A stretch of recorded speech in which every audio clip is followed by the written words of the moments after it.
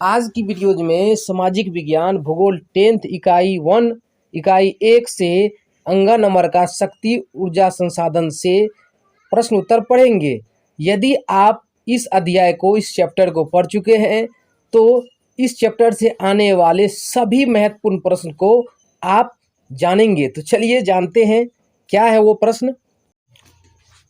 Dear friends, आज हम शुरू करते हैं अभ्यास प्रश्न वस्तुनिष्ठ प्रश्न शक्ति ऊर्जा संसाधन से। यदि चैनल पर नए हैं तो आप सब्सक्राइब कर लें और बेल आइकन दबाएं। तो चलिए शुरू करते हैं वस्तुनिष्ठ प्रश्न 1 से। 1 नंबर का प्रश्न है, किस राज्य में खनिज तेल का विशाल भंडार स्थित है?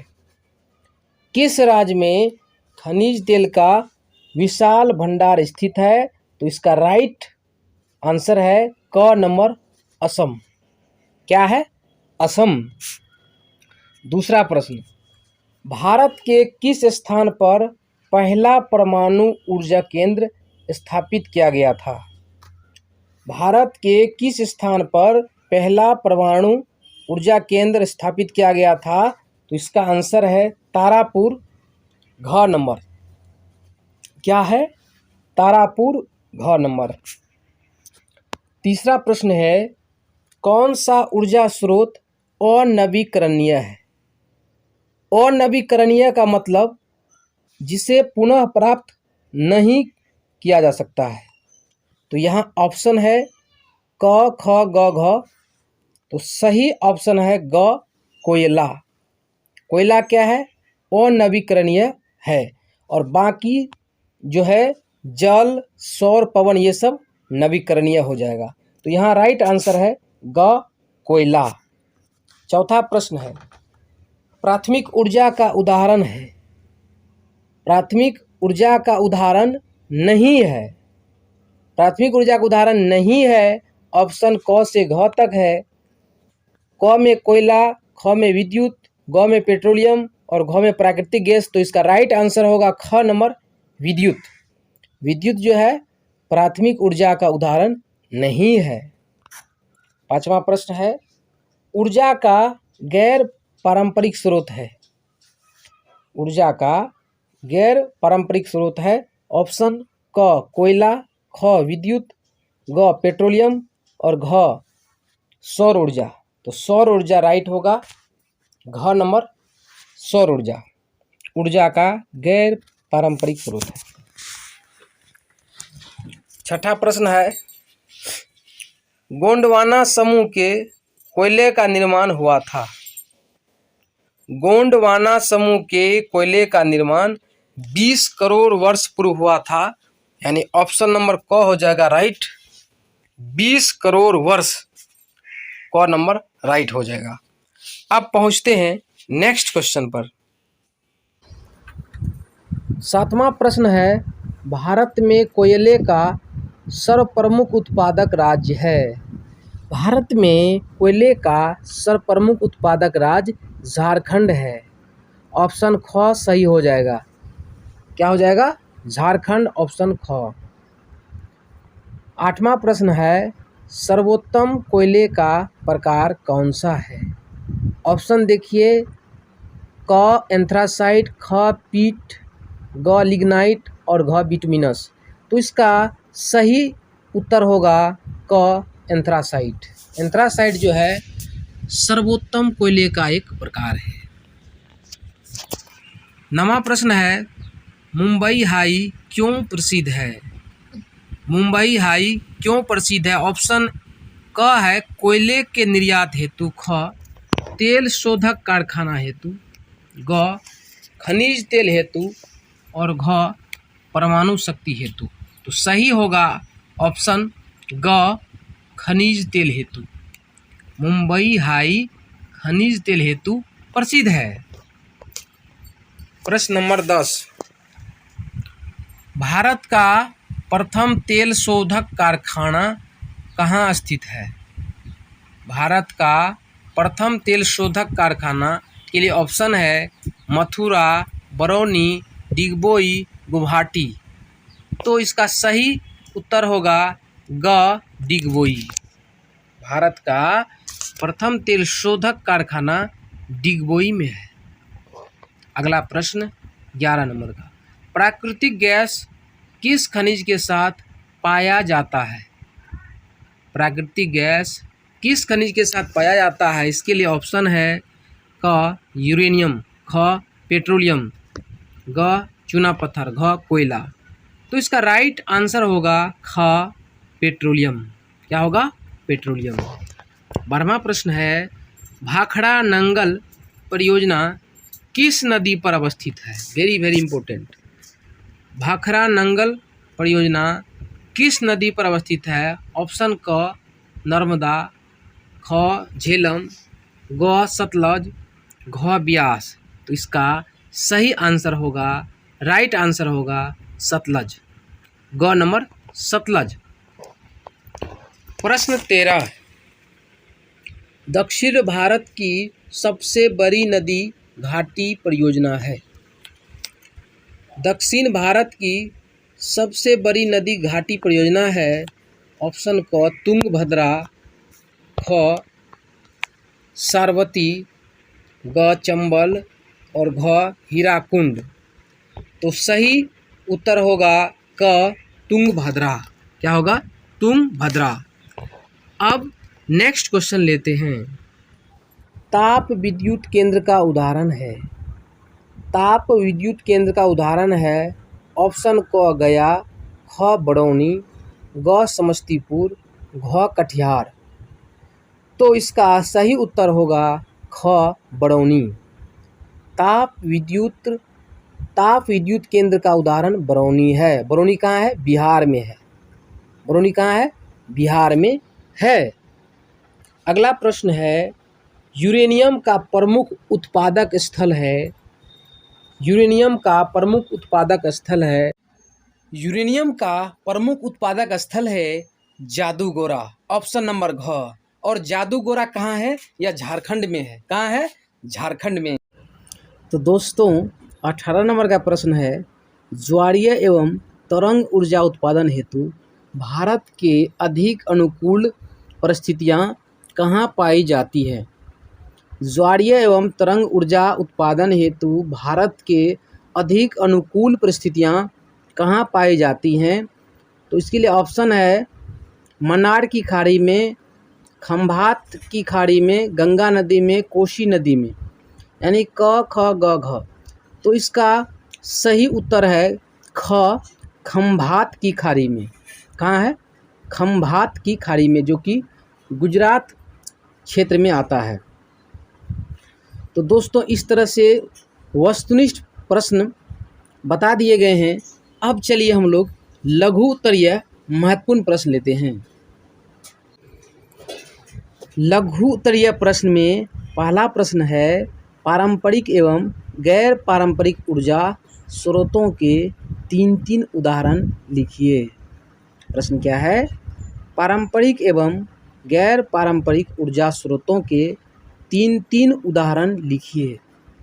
आंसर है, पारंपरिक ऊर्जा स्रोत के 3 उदाहरण, पहला कोयला, दूसरा पेट्रोलियम, तीसरा प्राकृतिक गैस। क्या क्या है? कोयला, पेट्रोलियम, प्राकृतिक गैस पारंपरिक ऊर्जा स्रोत के उदाहरण है। दूसरा यहाँ पर है गैर पारंपरिक ऊर्जा स्रोत के 3 उदाहरण, पहला है सौर ऊर्जा, दूसरा है पवन ऊर्जा, तीसरा है बायोगैस एवं जैव ऊर्जा। क्या क्या है? सौर ऊर्जा, पवन ऊर्जा, बायोगैस एवं जैव ऊर्जा। दूसरा प्रश्न है हमारा, गोंडवाना समूह के कोयला क्षेत्रों के नाम लिखिए। प्रश्न क्या है? गोंडवाना समूह के कोयला क्षेत्रों के नाम लिखिए। तो यहाँ आंसर है, इसमें 1, 2, 3, 4 नंबर तक है। पहला है दामोदर घाटी, झारखंड और पश्चिम बंगाल। दामोदर घाटी जो है कहाँ कहाँ है? झारखंड और पश्चिम बंगाल, दामोदर घाटी के अंतर्गत। दूसरा है सोन घाटी, मध्य प्रदेश, सोन घाटी मध्य प्रदेश में पड़ता है। और उसके बाद है महानदी घाटी, यह छत्तीसगढ़ उड़ीसा, महानदी घाटी छत्तीसगढ़ और उड़ीसा में पड़ता है। उसके बाद है गोदावरी वर्धा घाटी, गोदावरी वर्धा घाटी मध्य प्रदेश, महाराष्ट्र और आंध्र प्रदेश के अंतर्गत आता है। दामोदर घाटी झारखंड पश्चिम बंगाल के अंतर्गत, सोन घाटी मध्य प्रदेश के अंतर्गत, महानदी घाटी छत्तीसगढ़ उड़ीसा के अंतर्गत, गोदावरी वर्धा घाटी मध्य प्रदेश के अंतर्गत, महाराष्ट्र और आंध्र प्रदेश, मध्य प्रदेश, महाराष्ट्र और आंध्र प्रदेश गोदावरी घाटी के अंतर्गत है। अब बढ़ते हैं नेक्स्ट क्वेश्चन पर। एक और महत्वपूर्ण प्रश्न है 3 नंबर का, कोयले के विभिन्न प्रकारों के नाम लिखिए। दोस्तों इस वीडियो में हम सिर्फ महत्वपूर्ण प्रश्न ही आपको बता रहे हैं, सारे प्रश्न इसलिए नहीं बता रहे हैं क्योंकि कुछ आपके लिए भी है, आप चैप्टर का अध्ययन करें और कुछ प्रश्न आप भी बनाएं और उनमें जो सबसे ज़्यादा महत्वपूर्ण है वो हम आपको बता रहे हैं। तीसरा प्रश्न है, कोयले के विभिन्न प्रकारों के नाम लिखिए। क्या है?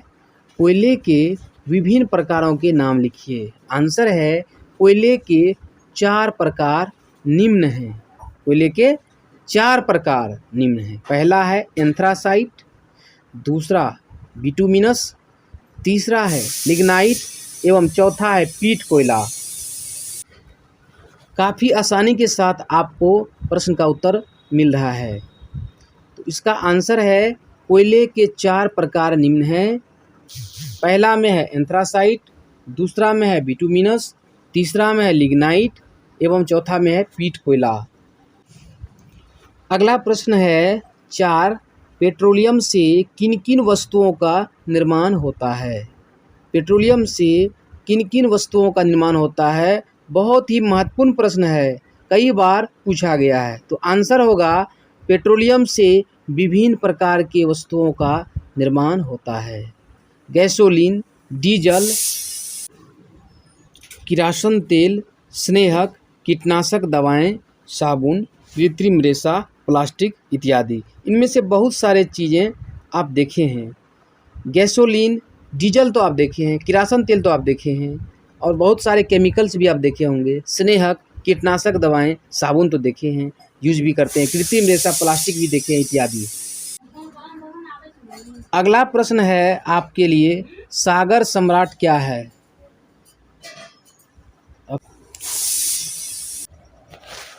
अगला प्रश्न है सागर सम्राट क्या है? सागर सम्राट क्या है?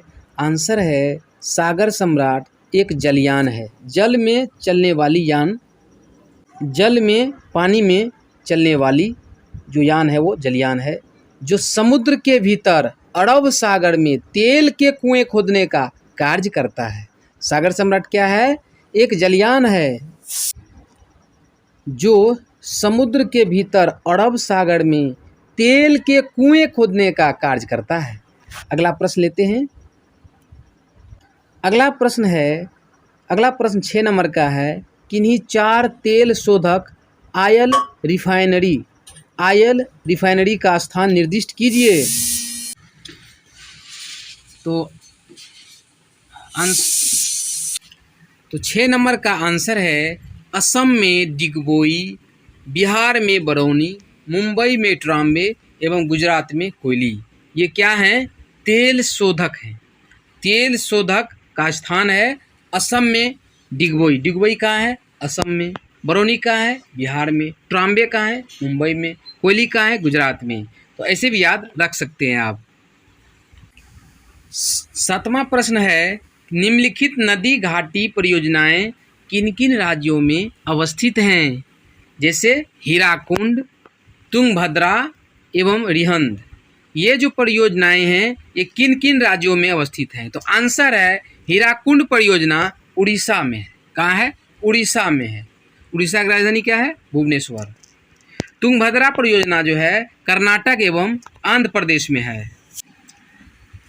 रिहंद परियोजना उत्तर प्रदेश में है। एक बार फिर से समझते हैं, हीराकुंड परियोजना उड़ीसा में है, तुंगभद्रा परियोजना कर्नाटक एवं आंध्र प्रदेश में है, रिहंद परियोजना उत्तर प्रदेश में है। नेक्स्ट क्वेश्चन देखते हैं। दोस्तों, यदि आप ज्योग्राफी का प्रश्न उत्तर शुरू से पढ़ना चाहते हैं तो इस वीडियो में पिछले सभी चैप्टर्स के जो है लिंक आपको मिल जाएंगे। 8वां प्रश्न है, ताप शक्ति क्यों समाप्य संसाधन है? ताप शक्ति क्यों समाप्य संसाधन है? उत्तर है, ताप शक्ति उत्पादन करने के लिए कोयला,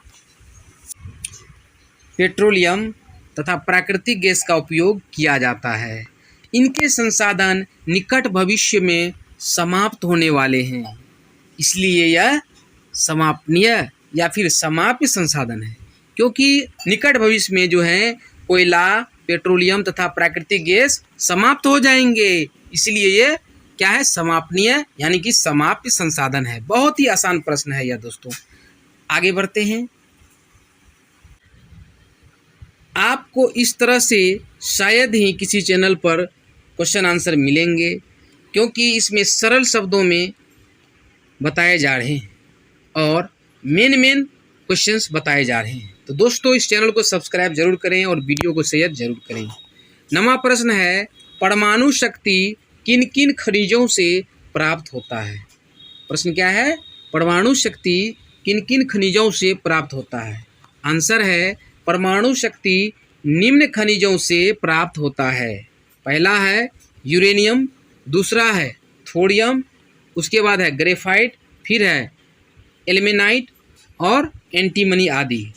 इन खनिजों से एटॉमिक पावर प्राप्त होता है। क्या क्या है वो? Uranium, thorium, graphite, ilmenite, antimony. इन पदार्थों से परमाणु शक्ति क्या होता है? इन खनिजों से या पदार्थों से परमाणु शक्ति प्राप्त होता है।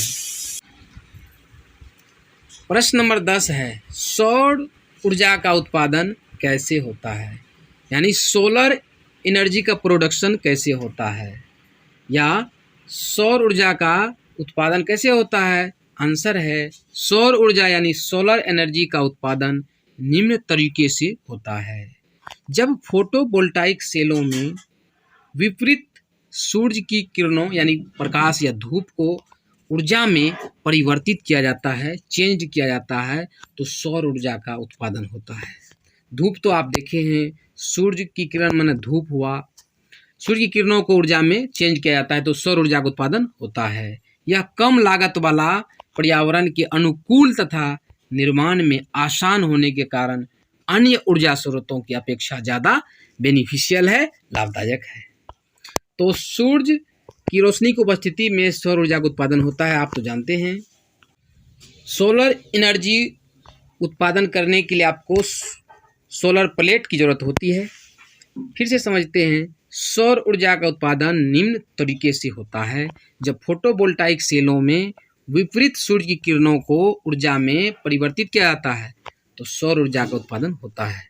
यह कम लागत वाला, पर्यावरण के अनुकूल तथा निर्माण में आसान होने के कारण अन्य ऊर्जा स्रोतों की अपेक्षा ज़्यादा लाभदायक है। दोस्तों एवं मेरे प्यारे स्टूडेंट्स, जैसा कि आप सभी जानते हैं कि मेहनत करने के लिए तो टाइम चाहिए, समय चाहिए। ये कहिएगा कि एक ही दिन में हम मेहनत कर लेंगे, तो मेहनत करेंगे, कम मेहनत करेंगे, क्योंकि जो लॉन्ग कोर्स है उसमें तो थोड़ा सा टाइम देना पड़ेगा आपको, इसलिए वीडियो लंबा हो सकता है, इसलिए डोंट वरी, लेकिन नॉलेज से भरपूर है।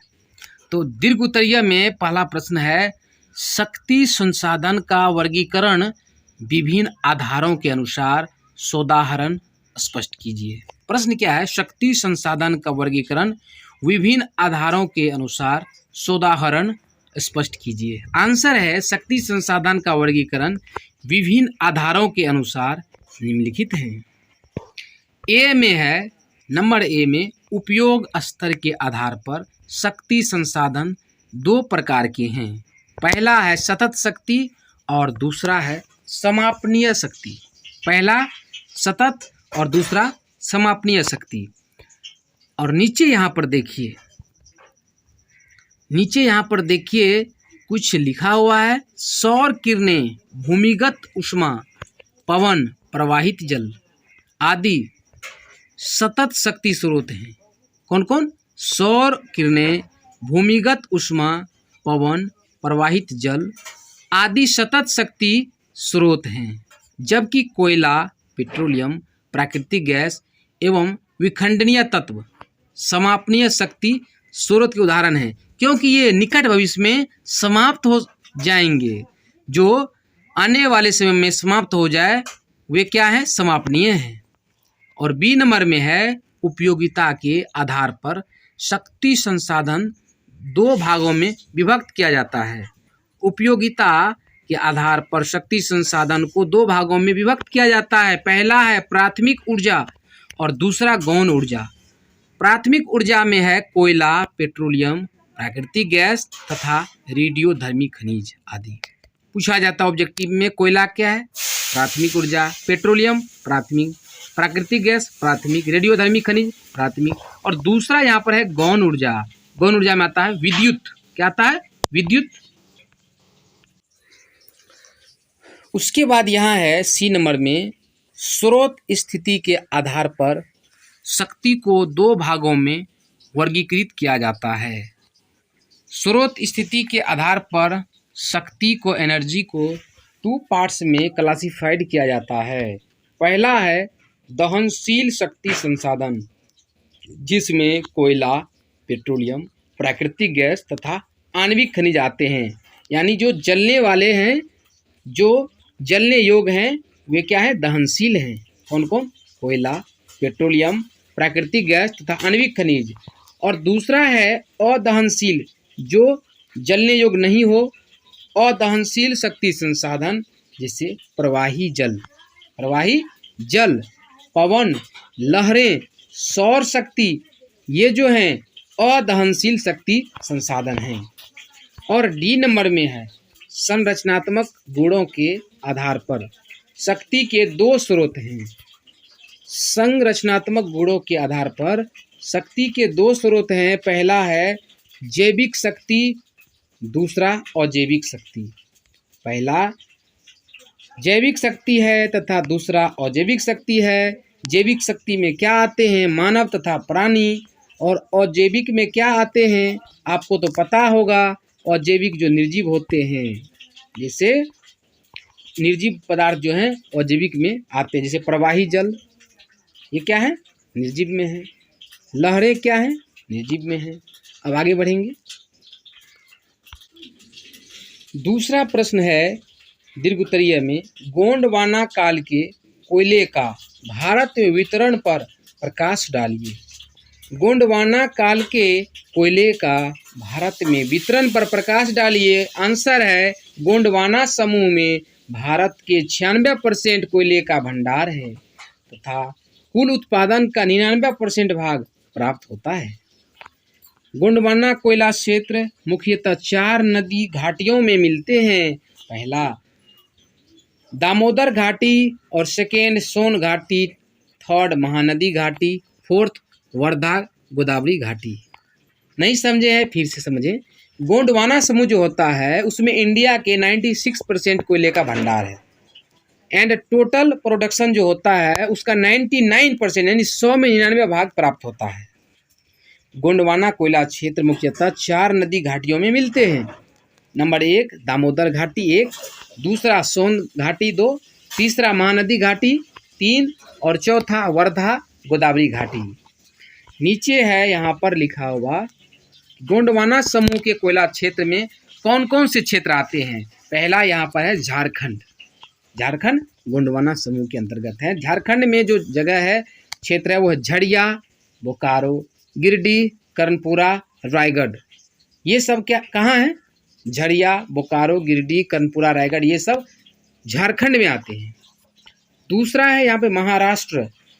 महाराष्ट्र में चांदा और वर्धा बल्लारपुर, चांदा और वर्धा बल्लारपुर ये क्षेत्र महाराष्ट्र में है।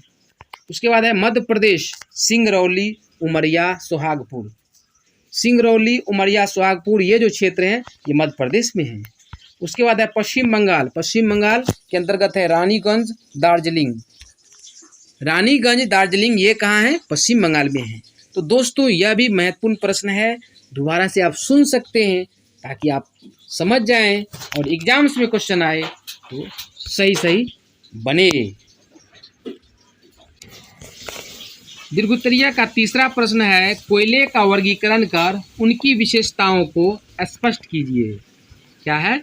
कोयले का वर्गीकरण कर उनकी विशेषताओं को स्पष्ट कीजिए। आंसर है, कार्बन की मात्रा के आधार पर कोयला को 4 वर्गों में रखा गया है। कितने वर्गों में?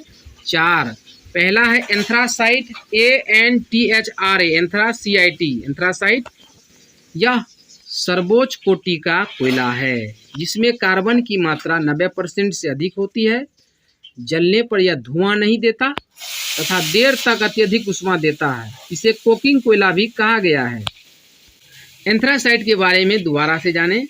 यह सर्वोच्च कोटि का कोयला है जिसमें कार्बन की मात्रा 90% से मोर है, अधिक होती है। जलने पर यह धुआं नहीं देता तथा देर तक अत्यधिक ऊष्मा हीट देता है। इसे कोकिंग कोयला भी कहा गया। किसे? एंथ्रासाइट को। दूसरा है बिटुमिनस, BITUMINUS, बिटुमिनस। यह 70% से 90% कार्बन की मात्रा धारण किए हुए, में 70 से 90% के बीच कार्बन की मात्रा रहती है तथा इसे परिष्कृत कर कोकिंग कोयला बनाया जा सकता है। इसे परिष्कृत कर कोकिंग कोयला बनाया जा सकता है। भारत का अधिकतर कोयला इस श्रेणी का है। किसका? बिटुमिनस का। इंडिया का अधिकतर कोयला बिटुमिनस श्रेणी का है। इस श्रेणी का है, यानी बिटुमिनस है। तीसरा है लिग्नाइट, LIGNIT, लिग्नाइट। यह निम्न कोटि का कोयला माना जाता है जिसमें कार्बन की मात्रा 30 से 70% होता है। यह कम ऊष्मा तथा अधिक धुआं देता है। इसे भूरा कोयला भी कहते हैं। अगर पूछा जाए ऑब्जेक्टिव में भूरा कोयला किसे कहते हैं तो लिग्नाइट होगा। और जो कम ऊष्मा दे लिग्नाइट होगा, अधिक धुआं दे लिग्नाइट होगा। तो समझ सकते हैं कोयला कितने प्रकार के होते हैं और किस तरह होते हैं। चौथा है पीट, PEAT, पीट। इसमें कार्बन की मात्रा 30% से भी कम पाया जाता है। यह पूर्व के दलदली भागों में पाया जाता है। इसमें कार्बन की मात्रा 30% से भी कम पाया जाता है। यह पूर्व के, यानी पूर्व वाला जो क्षेत्र है, पूर्व के दलदली भागों में पाया जाता है। अब बढ़ेंगे नेक्स्ट लॉन्ग आंसर क्वेश्चन पे। एक प्रश्न यहाँ पर और है 4 नंबर का, भारत में खनिज तेल के वितरण का वर्णन कीजिए। भारत में खनिज तेल के वितरण का वर्णन कीजिए। आंसर है, भारत में मुख्यतः 5 तेल उत्पादक क्षेत्र है। भारत में मुख्यतः 5 तेल उत्पादक क्षेत्र हैं। पहला है उत्तरी पूर्वी, उत्तर और पूर्व वाले जो क्षेत्र हैं, उत्तरी पूर्वी प्रदेश, इसके बारे में है। देश का सबसे पुराना तेल उत्पादक क्षेत्र है। ऊपरी असम घाटी, अरुणाचल प्रदेश, नागालैंड में मिलते हैं कौन? तेल। फिर से देखिए, ऊपरी असम घाटी, अरुणाचल प्रदेश, नागालैंड, ये जो क्षेत्र हैं ये उत्तरी पूर्वी में आते हैं। इस क्षेत्र में महत्वपूर्ण उत्पादक असम में डिगबोई, नहरकटिया, मोडान, रुद्रसागर, ये सभी क्षेत्र जो हैं प्रसिद्ध हैं खनिज तेल उत्पादन में। अब आगे बढ़ते हैं। आप आंसर को दोबारा सुनेंगे, समझ में आना है। उसके बाद है गुजरात क्षेत्र। गुजरात क्षेत्र के अंतर्गत है खंभात बेसिन खनिज तेल उत्पादन क्षेत्र। उसके बाद है मुंबई हाई। मुंबई तट से 176 किलोमीटर दूर उत्तर और पश्चिम वाला जो क्षेत्र है, अरब सागर में खनिज तेल। मुंबई तट से 176 किलोमीटर दूर उत्तर पश्चिम अरब सागर में। और चौथा पॉइंट है यहाँ पर, चौथा जो क्षेत्र है पूर्वी तट प्रदेश।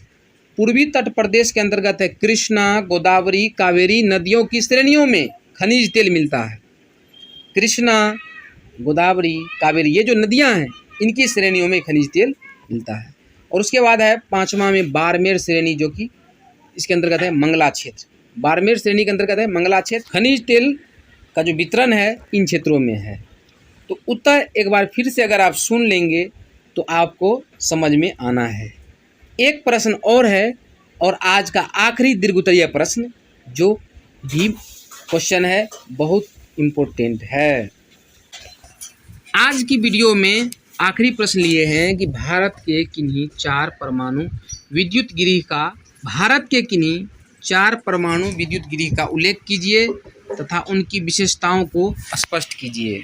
आंसर है तारापुर परमाणु विद्युत गृह। तारापुर परमाणु विद्युत गृह यह एशिया का सबसे बड़ा परमाणु विद्युत गृह है। इसका एशिया का। यहाँ जल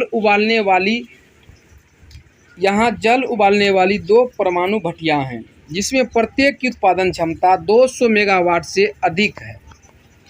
अब यहाँ यूरेनियम के स्थान पर थोरियम से प्लूटोनियम बनाकर विद्युत उत्पन्न किए जा रहे हैं।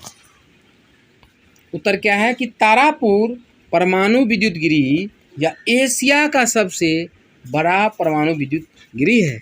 यहाँ जल उबालने वाली यानी जल को जो गर्म करते हैं 2 परमाणु भट्टियाँ हैं जिसमें प्रत्येक की उत्पादन क्षमता 200 मेगावाट से अधिक है। अब यहाँ यूरेनियम के स्थान पर थोरियम से प्लूटोनियम बनाकर विद्युत जो है यानी बिजली उत्पन्न किए जा रहे हैं। दूसरा है राणा प्रताप सागर परमाणु विद्युत गृह। देखते हैं इसके बारे में। यह राजस्थान के कोटा में स्थापित है।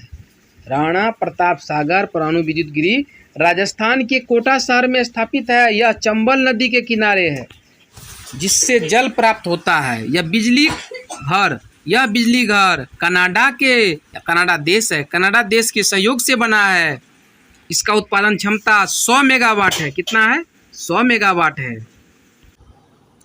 तो राणा प्रताप सागर परमाणु विद्युत गृह जो है वो कनाडा देश के सहयोग से बना है। नेक्स्ट है कलपक्कम परमाणु विद्युत गृह।